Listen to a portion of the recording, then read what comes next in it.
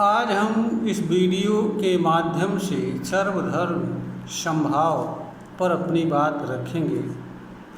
आजकल social media एवं अन्य प्लेटफार्मों पर सर्वधर्म समभाव के बारे में काफ़ी चर्चाएं होती हैं, इसलिए हमने भी इस पर अपनी बात रखना उचित समझा और रख रहा हूँ।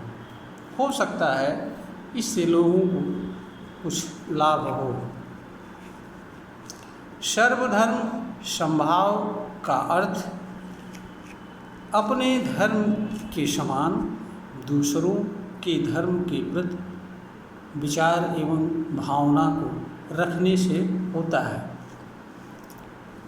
इसमें व्यक्ति के लिए आवश्यक होता है कि जिस तरीके से वह अपने धर्म का रिस्पेक्ट करता है, सम्मान करता है, उसी तरीके से दूसरे धर्म में कोई किसी तरह का हस्तक्षेप न करे और सम्मान प्रकट करे, किसी तरह की कमी या बुराई की खोज भी न करे। जैसे वह अपने धर्म को सम्मान देता है, वैसे दूसरे धर्म को सम्मान दे। यही सर्वधर्म समभाव का अर्थ एवं आशय है। यहाँ पर विचारणीय प्रश्न यह है कि अगर संपूर्ण मानव जाति को डिवाइड किया जाए ज्ञान की दृष्टि से, तो दो वर्गों में बांटा जा सकता है। एक वे लोग हैं जो किसी धार्मिक मान्यता में विश्वास करते हैं, जो आस्तिक कहलाते हैं, और वे लोग जो किसी धार्मिक आस्था या विश्वास में या ईश्वर जैसी चीज़ में विश्वास नहीं रखते हैं, नास्तिक लोग कहलाते हैं। ईमानदारी से अगर देखा जाए, चाहे वो किसी धर्म का मानने वाला हो या न मानने वाला हो, हर कोई अपनी ही विचारधारा को अच्छा, महत्वपूर्ण, ज्ञानोपयोगी एवं मानव जाति के लिए कल्याणकारी बताता है। कोई भी धार्मिक विचारधारा दूसरी धार्मिक विचारधारा को अथवा अधार्मिक विचारधारा को स्वीकार नहीं करती है। हर कोई एक दूसरे को अस्वीकार करती है और हर विचारधारा यह बताने की कोशिश करती है कि वही अच्छी है, सत्य है, वास्तविक है और प्रमाणिक है, और वही मानव के लिए कल्याणकारी है। इसी रूप में हर धर्म के अनुयायी अपने अपने धर्म के मान्यता को, विचारधारा को मानते हैं। वे कभी भी दूसरे धर्म की विचारधारा को या किसी धार्मिक मान्यता में विश्वास न रखने वाले को अपने धार्मिक विचारधारा के अनुसार सम्मान नहीं प्रकट करते हैं और न उनके अनुयायियों के प्रति उस तरह का सम्मान रखते हैं।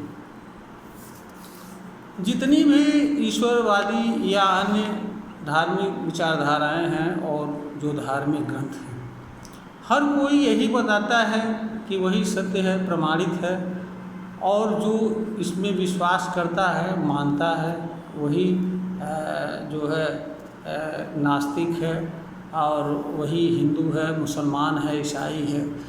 अन्य लोग काफिर हैं, भटके हुए हैं, विधर्मी हैं, पापी हैं। और इसी रूप में करीब करीब हर धर्म के अनुयायी भी इसी चीज़ को मानते हैं और व्यवहारिक रूप में उस पर कार्य भी करते हैं। यह अलग बात है कि मंचों पर इनके ठेकेदार एवं अन्य लोग दिखावे के तौर पर या व्यवहार जगत में कुछ दिखावे के लिए कुछ ऐसी चीज़ें भी करते हैं कि नहीं भाई, सभी लोग बराबर हैं और हर कोई सम्मान का पात्र है, लेकिन वास्तव में अंदर से कुछ और रहता है और बाहर से कुछ और रहता है। यह एक सच्चाई है।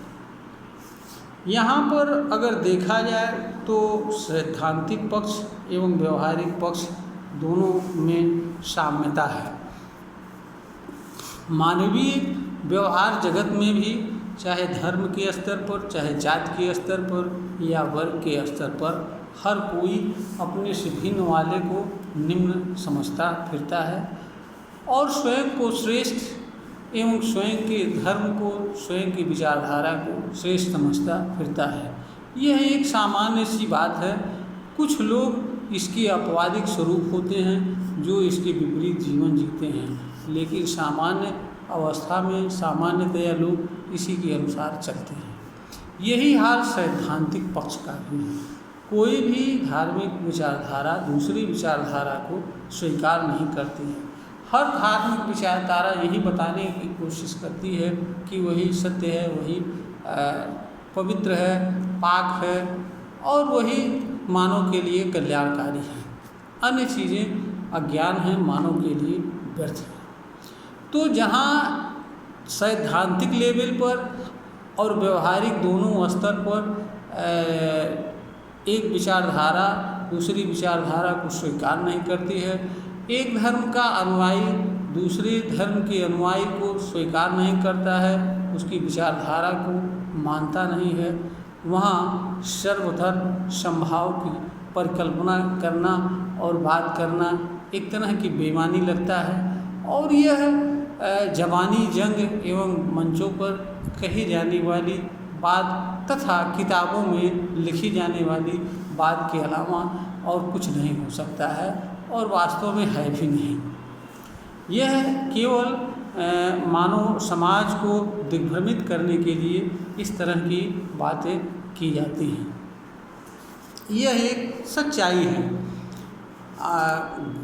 वास्तविकता में सर्वधर्म समभाव जैसी कोई चीज़ नहीं है और हो भी नहीं सकती है जब तक हर मनुष्य अपने वैचारिक स्तर में परिवर्तन न करे और यह स्वीकार न करे कि जैसे हम हैं वैसे दूसरा है, जैसे हमारी धार्मिक मान्यता है, विचारधारा है, वैसे दूसरे की धार्मिक मान्यता एवं विचारधारा है। तब तक इस धरती पर मानव समाज में सर्वधर्म समभाव की परिकल्पना नहीं की जा सकती है। क्या यहाँ पर विचारणीय बात यह भी है कि क्या यह आवश्यक है? वास्तव में अगर देखा जाए तो यह आवश्यक सर्वधर्म समभाव आवश्यक ही नहीं है।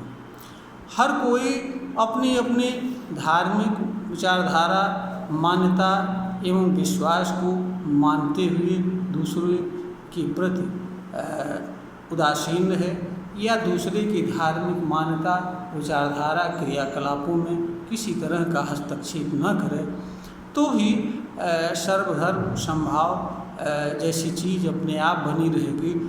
इसके लिए अलग से कुछ करने की आवश्यकता नहीं है। तो मनुष्य सर्वधर्म समभाव माने न माने कोई ज़रूरी नहीं है। अपनी धार्मिक विचारधारा में कोई बदलाव करे या न करे कोई ज़रूरत नहीं है।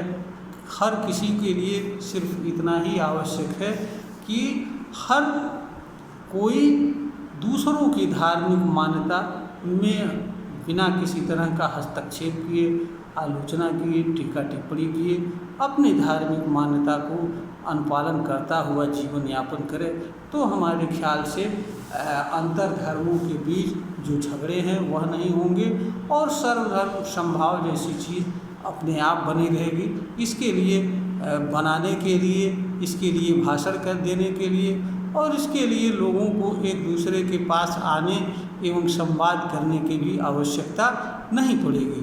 केवल और केवल थोड़ा सा अपने माइंड सेटअप एवं विचार में तथा जीवन शैली में बदलाव की ज़रूरत पड़ेगी।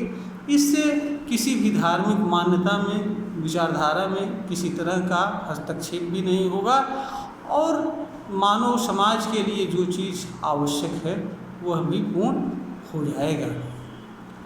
यह एक सच्चाई है, यह एक वास्तविकता है। किसी भी समाज में किसी भी तरह का बदलाव कहने से, बताने से, पढ़ने से नहीं होता है जब तक वह वास्तव में जो चीज़ करना चाहिए वह नहीं करता है, तब तक कोई बदलाव या चेंज नहीं होता है। यह एक सच्चाई है तो यह आवश्यक है हर मनुष्य के लिए, और कि वह दूसरों की धार्मिक मान्यता, आस्था, विश्वास में हस्तक्षेप किए बिना अपने धार्मिक मान्यता एवं विचारधारा के अनुसार जीवन यापन करें, तो इस धरती पर सर्वधर्म समभाव स्वतः बना रहेगा। किसी को कुछ कहने की आवश्यकता नहीं रहेगी और हर धर्म के अनुयायी इस धरती पर शांतिपूर्वक सुरक्षित तरीके से जीवन यापन करते हुए जीवन जी सकेंगे। यह वीडियो ज्ञानवर्धन हेतु बनाई गई है। अगर श्रोता को ज्ञानवर्धन के युग प्रतीत होता है तो इसे लाइक करें, शेयर करें और सब्सक्राइब करें।